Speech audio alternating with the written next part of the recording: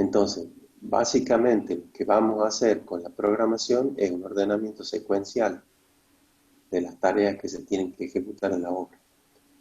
¿Para qué hacemos esto? Para lograr una planificación, una programación que nos permita a nosotros saber aproximadamente qué tiempo va a durar la ejecución de esa obra, qué recursos nos van a hacer falta en las diferentes etapas de la obra y también qué cantidad de dotación, qué cantidad de obreros vamos a necesitar en las diferentes etapas de la obra. ¿Sí? Todo, por supuesto, es una programación, una planificación, ¿sí? Que después las cosas no salgan tal cual se han programado, es posible, porque pueden aparecer otros factores, como por ejemplo el clima, que nos pueden hacer desviarnos un poco de lo que hemos planificado. Pero esto nos sirve a nosotros para poder tener, digamos, datos concretos del tiempo que nos puede demorar ejecutar la obra. ¿Cuáles son los objetivos? Como dice acá, cumplir los plazos de ejecución, cumplir con el precio convenido, y eso es muy importante, porque una obra que se demora más de lo previsto es una obra que cuesta más de lo previsto.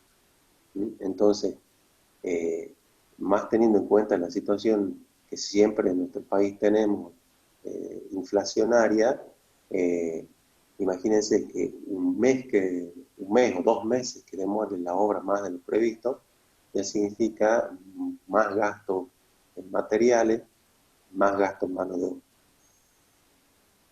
También para qué programamos, para cumplir con las calidades que están previstas, las calidades de la obra, para no superar el costo total previsto, para obtener la utilidad prevista.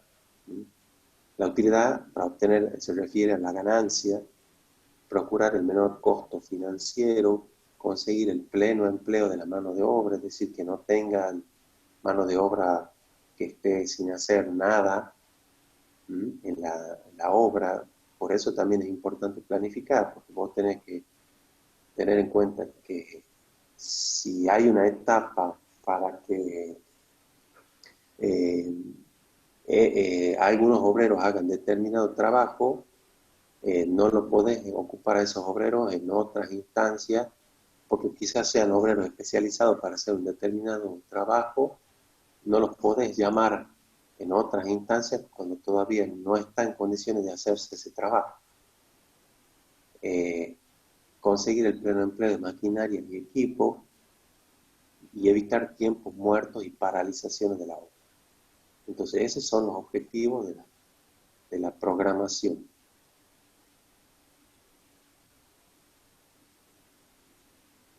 Bueno, hay un procedimiento general, digamos así, que nos sirve para hacer una programación que consta de una etapa previa, que es el estudio, una primera etapa que es la planificación, la segunda etapa que es la programación, y la tercera etapa que ya es el control. La etapa previa es donde hacemos el estudio de la documentación técnica. A ver, piensen ustedes que puede ser que se les dé la posibilidad de que si trabajan en un estudio, por ejemplo, un estudio de arquitectura importante, estén en la parte de programación de obra. Y ustedes no sean los que hayan hecho el proyecto. ¿Ah? El proyecto lo haya hecho otro equipo de trabajo del estudio. Entonces ustedes van a recibir esa documentación técnica del proyecto y van a tener que estudiarla. Van a tener que tener bien en claro cuáles son sus características, cuáles son sus detalles, estudiar los planos, estudiar el cómputo métrico, estudiar el análisis de precios, presupuestos, los pliegos de especificaciones técnicas. De alguna manera es la radiografía que tienen que hacer de la documentación técnica de la obra.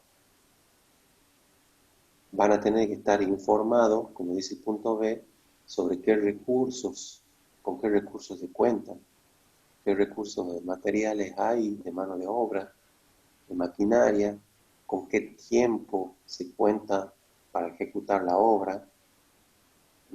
Eh, por ejemplo, si la empresa a la que ustedes trabajan se presenta en la licitación de alguna obra pública, bueno, en los pliegos de esas licitaciones dice un tiempo, un plazo de ejecución. Y ese tiempo de ejecución, con alguna que otra flexibilidad, hay que cumplirlo. Entonces ustedes también tienen que tener en claro esos datos. El capital, es decir, el recurso económico con el que se cuenta, también en los casos de licitaciones de obras públicas, ustedes han visto que dice ahí monto destinado a obra tanto. O sea, hay un monto del cual no se puede pasar para ejecutar la obra. Y por supuesto que infraestructura existe en el lugar donde se va a ejecutar. Y después está la preparación del obrador, que ustedes ya en equipo seguramente con la profesora han visto la parte esa de obradores. Entonces eso es la etapa previa del estudio. La primera etapa es el planeamiento. ¿Ah? Y para el planeamiento, ¿qué se hace? El primer paso es un listado de las operaciones, ¿sí? Que es básicamente el listado de ítems que ustedes tienen, considerando que en algunos casos hay que hacer un desglose en operación. ¿A qué se refiere esto? Por ejemplo, ustedes tienen el ítem instalación sanitaria. ¿Ah? Bueno, para que ustedes puedan hacer un planeamiento, una programación eh, más organizada y más detallada, lo ideal sería que se desglose ese trabajo de instalación sanitaria y se desglose en operación. Por ejemplo, las excavaciones de zanja para el básico sanitario. No sé si saben qué es el básico sanitario. El básico sanitario es toda aquella instalación de desagüe que va bajo la tierra. Toda la instalación de caños cloacales, de los baños, de la cocina, etc. Entonces, el desglose de las instalaciones sanitarias sería, por ejemplo, excavación de básico sanitario, tendido de cañería de básico sanitario, tapado de zanjas para el básico sanitario, así bueno. Es como que cada ítem, o algunos ítems en realidad, se los puede desglosar de esa manera para obtener una programación mucho más detallada. Entonces se hace el listado de operaciones en el paso 1 y el paso 2 dice ordenamiento del listado. ¿A qué se refiere con el ordenamiento del listado? Más o menos ordenar cronológicamente qué se hace primero y qué se hace segundo y qué se hace tercero y así sucesivamente. ¿Ah? Muchas veces no es sencillo, digamos así, este ordenamiento. ¿Por qué? Porque hay tareas que pueden ejecutarse simultáneamente en la obra. Entonces no es que ustedes van a decir primero esto, segundo esto, tercero esto, cuarto esto y así sucesivamente. No. Hay algunas tareas que ustedes van a decir, bueno, les pongo 2 a esta tarea y 3 a la otra, pero sé que estas dos pueden hacerse simultáneamente. Ya eso también lo vamos a ver cuando ejecutemos el procedimiento, ahí se van a dar cuenta de eso. Y la etapa 2, que es la programación, ¿sí? Es el cálculo de cuánto dura aproximadamente cada operación y el paso 4, que es la diagramación de las operaciones. Es decir, ordenar las operaciones según una fecha de comienzo y fin de cada operación y obtener así el tiempo total de duración de la obra. Entonces, etapa 1, planeamiento. Le hago el listado, las operaciones y el ordenamiento de ese listado.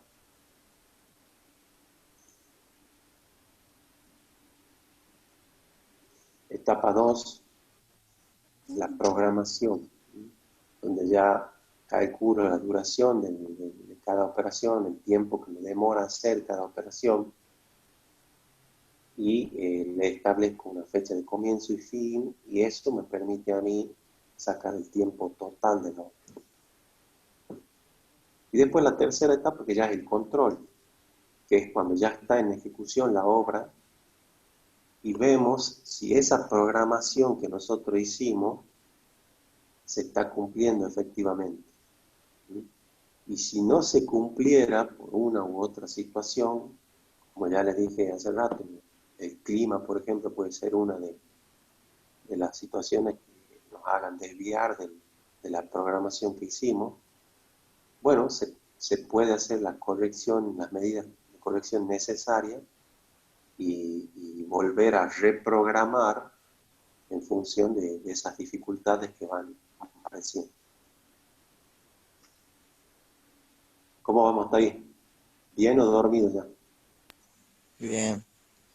Bien, bien. Bueno, toda esta es la parte teórica, y ya ahora de a poquito vamos a ir entrando en cómo se ejecuta, digamos, esa programación. ¿Cuáles son los métodos que existen para programar? Y bueno, hay varios métodos. Nosotros vamos a trabajar solamente con uno, pero les quiero hacer conocer otro. Uno de los más usados y que nosotros vamos a implementar en el TP es el diagrama de barras, que es el diagrama de Gantt. Dice que es un diagrama que permite graficar en una escala temporal la programación de la obra. Ya lo vamos a ver a eso. Y después están otros diagramas, que son diagramas de redes, se llaman PERT, CPM, el diagrama de precedencia, etc. Que esos se llaman diagramas de camino crítico. Hay digamos, como en esta descripción que se ve aquí, resumidamente podemos decir que hay dos tipos de procedimientos más usados: el diagrama de Gantt y el diagrama de camino crítico. Hay diferencias entre uno y otro, y ya vamos a ver más o menos esas diferencias, pero les repito, nosotros lo que vamos a usar va a ser el diagrama de Gantt, que van a aprender ustedes. Estos son gráficos referidos a estos dos diagramas que yo les estoy diciendo. El primer gráfico de la izquierda es un diagrama de Gantt, y el gráfico de la derecha es el diagrama de camino crítico.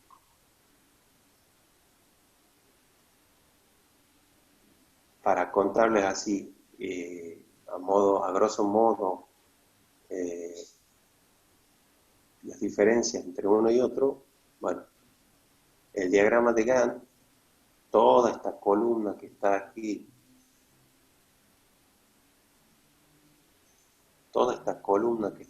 a la izquierda, en esa columna aparecen las tareas de la obra, que son los ítems. En algunos casos hay ítems desglosados, como les decía hace rato. En la otra columnita más chica aparece el tiempo estimado de duración para cada una de esas tareas, que se lo calcula. Ya vamos a ver cómo. ¿Ah? Y después, en todas esos cuadraditos pintados que ven ahí, son días de duración de cada tarea.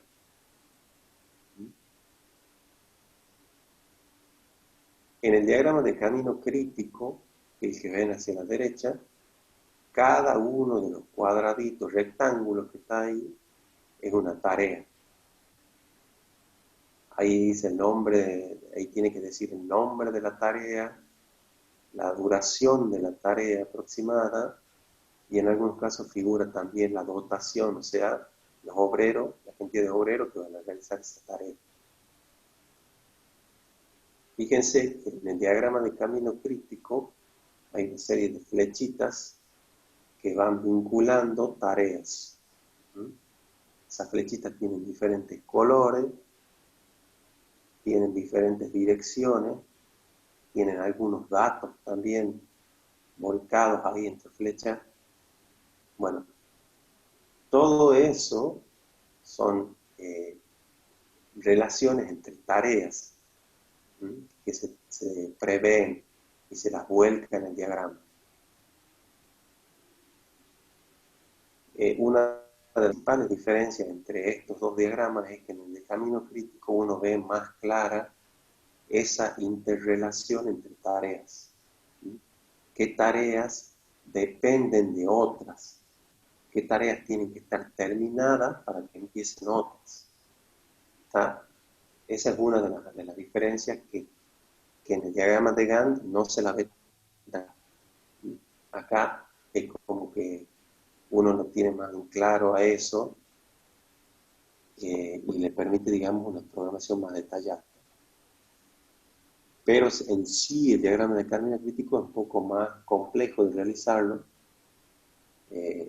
Por eso nosotros vamos a apuntar al diagrama de Gantt, que es más sencillo y también es bastante, o sea, es muy práctico y nos refleja la posibilidad de una buena programación.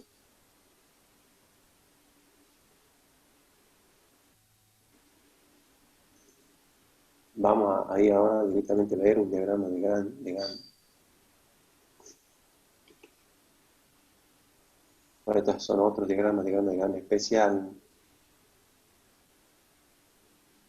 Todo esto vamos a saltear, que es la parte, una reseña histórica de cómo se ha llegado. Y esto es lo que le decía hace rato, un poco le empezaba a contar de qué se trataba el diagrama de Gantt. Como les decía, acá hacia la izquierda están las operaciones, está el listado de operaciones de la obra.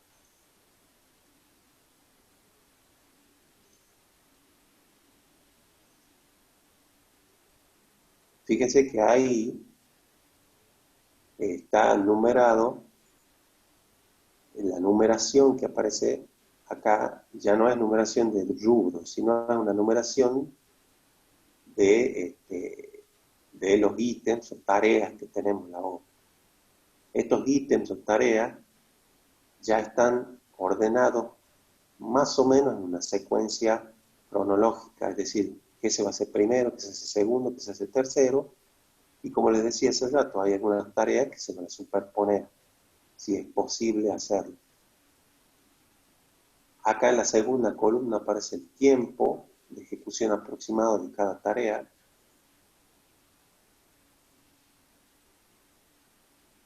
Y después aparece en el eje de las ordenadas, aparece el tiempo calendario y el tiempo de obra. ¿Qué significa el tiempo calendario? Bueno, el tiempo calendario les dice a ustedes, la obra comienza, por ejemplo, el 2, ahí dice el 2 de septiembre, y está prevista terminar el 30 de septiembre, dura un mes, poquito. Y abajo el tiempo de obra son los días de obra. Fíjense que qué está pasando ahí con las columnitas grises. ¿Qué son las columnitas grises? Sábado y domingo. Fin de semana. Exactamente, sábado y domingo, que supuestamente no se trabaja, aunque la realidad, el 90% de las obras trabajan sábado mediodía. Pero bueno, a los efectos de la programación esta se lo toma de lunes a viernes solamente. Entonces, en ese eje de tiempo de obra, se va poniendo los días que dura la obra. Y bueno, lo que se es rellenando los cuadraditos según la cantidad de días que dura cada tarea. Usted ve, por ejemplo, el replanteo dice un día, entonces está justo está tapado ahí, pero bueno, es un cuarto el que está relleno. Cimientos no se lo ve ahí, está tapado. Aparece el básico sanitario, que es lo que comentaba yo hace rato, todo lo que tiene que ver con instalación eléctrica, instalación sanitaria que va debajo de la tierra. Y dice 3 días, entonces están los 3 cuadraditos pintados. Y después fíjense que aparece encadenado horizontal inferior 2 días. ¿Y qué pasa? Empieza una superposición ahí de tareas. ¿Por qué? Porque es posible hacerlo. Es decir, yo puedo estar instalando el básico sanitario, es decir, haciendo la excavación de zanja, colocando algunos caños, y por otro lado, ya pueden ir haciendo ya el encadenado horizontal inferior en otro sector de la obra. ¿Ah? Entonces, fíjense como que hay un cruce en el día 4, que es esta columna, aparece una superposición, porque terminan supuestamente de hacer el básico sanitario y comienzan a hacer el encadenado horizontal inferior. ¿Está? Pasa después también con la mampostería, en el próximo ítem. Fíjense, aparece en mampostería acá unos 5 días en esta semana, y el mismo día aparece encadenado vertical. Comienza también encadenado vertical, que tiene menos duración, 2 días. Bueno, y así sucesivamente se va conformando el diagrama.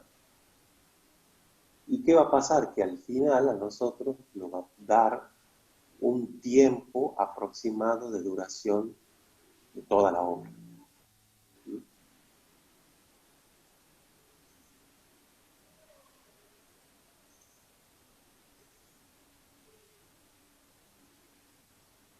A ver si hay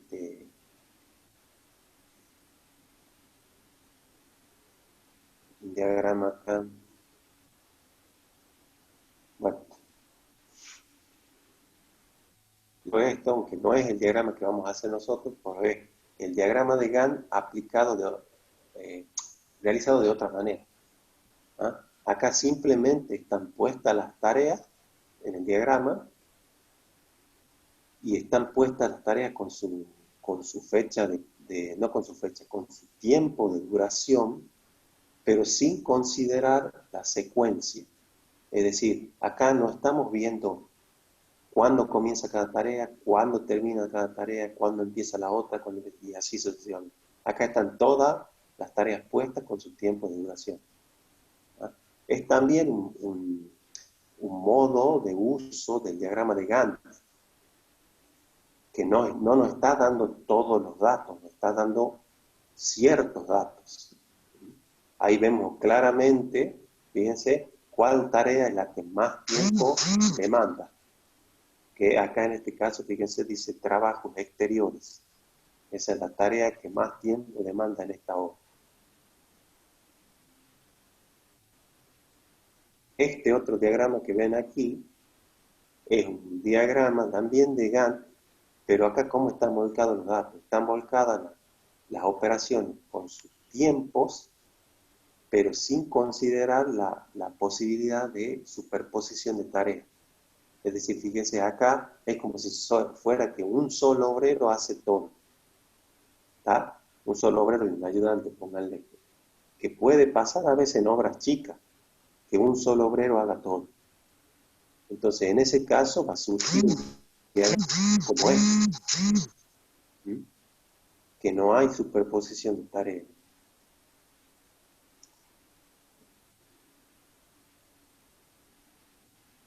Y después vemos finalmente el diagrama que es el ideal, digamos así, es el diagrama en el cual vemos las tareas, vemos la cantidad de tiempo para cada tarea y vemos la superposición posible entre tareas.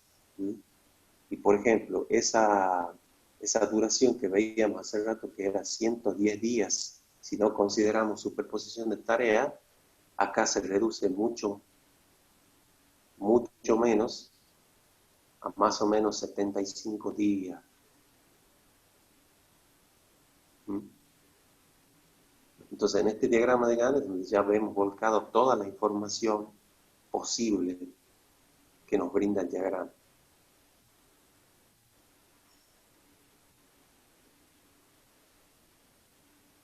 Bueno, acá después hay otras utilidades del diagrama de Gantt, agrupar las operaciones según el rubro.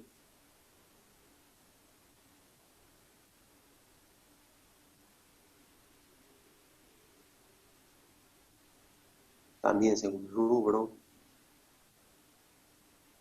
Estas si se listaran, dice, las operaciones por orden alfabético.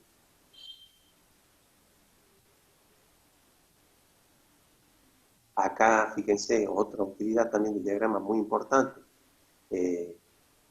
Se identifica con un color según el operario que los ejecuta en obra. O sea, todo el rojo es el mismo operario, o es el mismo, pónganle no el mismo operario, supongamos que pónganle que es la misma cuadrilla de operarios. En azul otro, en amarillo otro, y así sucesivamente. ¿Qué quiere decir? Que yo puedo obtener en la obra múltiples diagramas de Gantt hechos. Uno que me esté reflejando una información, otro que me esté reflejando otra, otro que me esté reflejando el conjunto de la información. ¿Está? O sea, este diagrama es bastante útil y es bastante práctico para tenerlo en la obra. ¿Sí? E ir controlando, una vez que se ha comenzado, ir controlando si se va cumpliendo lo que uno ha planificado. Y hasta puede ir corrigiendo en el mismo diagrama cuando algo no se cumple como estaba establecido. Es decir, dejar registro en ese diagrama cuáles son las cosas que no se han ido cumpliendo. Y a partir de ahí, reprogramar de ahí en adelante.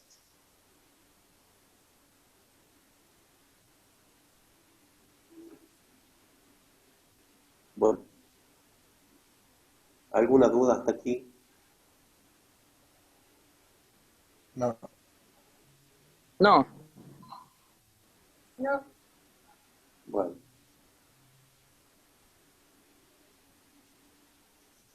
Yo lo que les voy a contar ahora es cómo hacemos para empezar a volcar esos datos, conformar el diagrama, que es lo que ustedes van a hacer. Bueno, en realidad primero lo que tienen que hacer es el listado de operaciones. Ese listado de operaciones se van a llevar lógicamente del listado de ítems que ustedes tienen en la obra. Y como les digo, en algunos casos, que ya les diré cuáles, vamos a hacer el desglose de algunas operaciones. Después, una vez que ustedes tienen el listado y lo ordenan más o menos cronológicamente, todo eso van a tener un ejemplo, una guía para llevarse. Ustedes lo ordenan más o menos cronológicamente, comienzan a calcular el tiempo de duración de cada tarea.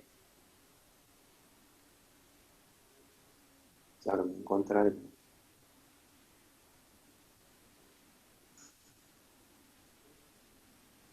Bueno, veamos primero esto. Acá, por ejemplo, acá hay un listado de ordenamiento de tareas. Me aparece el trabajo preparatorio, aparece el rubro estructura, aparecen los ítems, cimiento encadenado horizontal inferior, encadenado vertical, encadenado horizontal superior, la losa de hormigón armado, y ahí aparece una operación dentro de la losa que lo tienen en cuenta, el endurecimiento. ¿Está? ¿Cuánto tiene que estar, cuánto tiempo nos demanda el endurecimiento? A ver, ya han hecho todas las estructuras, o casi todas las estructuras. Mínimamente, una losa. ¿Cuánto tenemos que esperar para que se endurezca?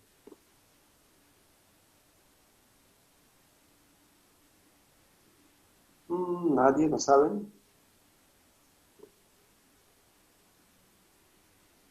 No vayan a quitar los puntales a la losa antes de tiempo y se les caiga la losa, ¿no? 28 días con el curado correspondiente. Ah, sí, así es.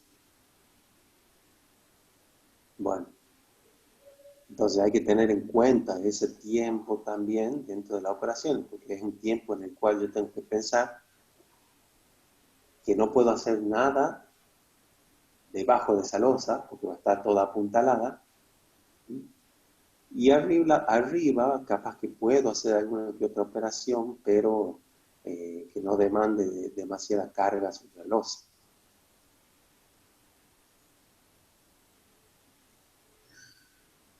Bueno, después aparecen los otros ítems. Y acá aparece otro desglose, por ejemplo, de la carpintería metálica, dice. Colocación de marcos y colocación de ajuste de hojas.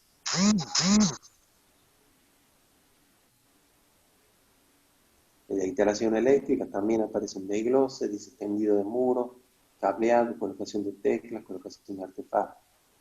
En la instalación sanitaria, fíjense también, el básico sanitario, el tendido de agua fría y caliente, colocación de artefactos. ¿Tá? Entonces, es decir, hay algunos ítems que se los puede desglosar si uno quiere lograr una mejor precisión en la programación de la obra.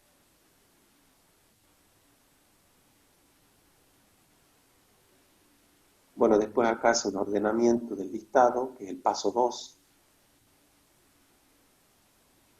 No se lee claramente, pero bueno, está más o menos ordenado el listado cronológicamente, es decir, qué hago primero, qué hago segundo, qué hago tercero, y así sucesivamente.